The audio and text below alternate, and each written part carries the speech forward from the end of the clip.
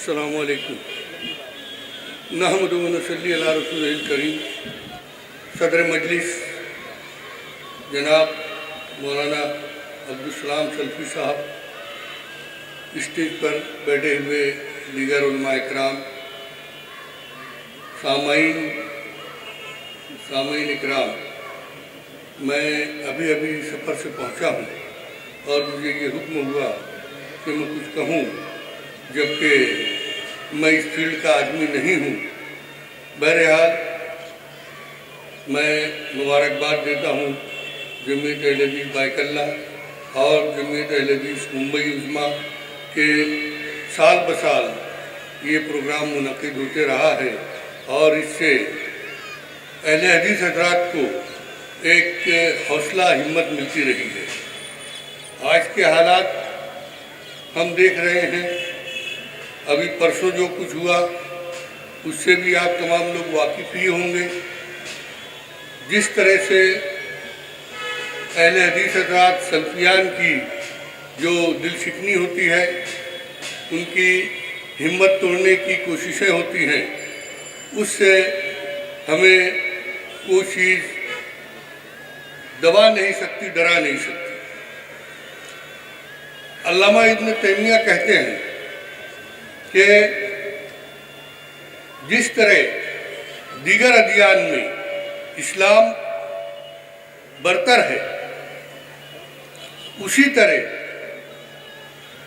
مسلمانوں میں اہل حدیث حضرات ممتاز ہیں۔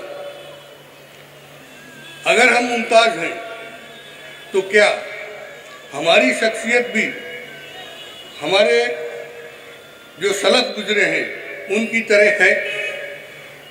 کیا ہم بھی ان کی طرح اسی طرح عامل ہیں دین پر؟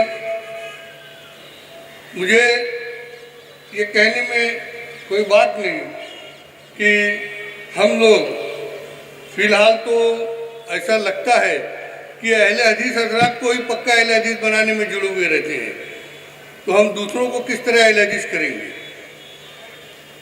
بڑی ضرورت اس بات کی ہے، جیسا کہ ابھی صدر صاحب نے کہا کہ علم کے ساتھ ہمیں عمل کرنا بہت ضروری ہے، اور ہماری شخصیت ایک مثالی اہل حدیث شخص کی طرح ہونی چاہیے کہ جسے دیکھ کر، جس کے عمل کو دیکھ کر، جس کے کردار کو دیکھ کر دوسرے لوگ متاثر ہوں اور وہ خود اہل حدیث ہو جائیں، ہمیں کچھ اتنی زیادہ محنت کرنا نہ پڑے، اور اگر واقعی ہم لوگ ایک مثالی شخصیت کا کردار پیش کریں تو کوئی مشکل نہیں ہے۔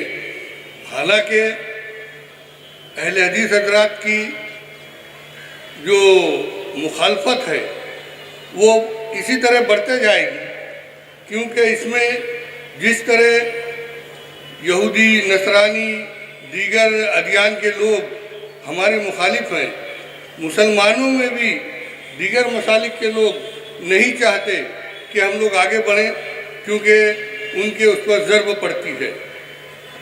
میں یہ کہہ دوں کہ یروشلم میں کون سے عالم تھے وہ جن کو انہوں نے بم سے اڑا دیا، ان کے سامنے جب یہ بات آئی کہ اسرائیلیوں نے یہ طے کیا ہے کہ ان مسلمانوں کو آگے نہ بڑھنے نہ دیا جائے جو لوگ حضرت عمر، حضرت ابو بکر اور ان کی باتیں کرتے ہیں، وہ سن کر انہوں نے کہا کہ اہل حدیثوں، اے سلفیوں، خوش ہو جاؤ کہ آپ حق پر ہیں۔ اگر آپ حق پر نہ ہوتے تو آپ کی مخالفت اس طرح یہودی اور نصرانی نہیں کرتے۔ اس لیے میں یہی کہنا چاہتا ہوں کہ ہمیں علم حاصل کرنا چاہیے اور اس پر عمل کرنا چاہیے، اپنے کردار سے اپنے ایک مثالی مسلمان، ایک مثالی مومن کا کردار پیش کرنا چاہیے۔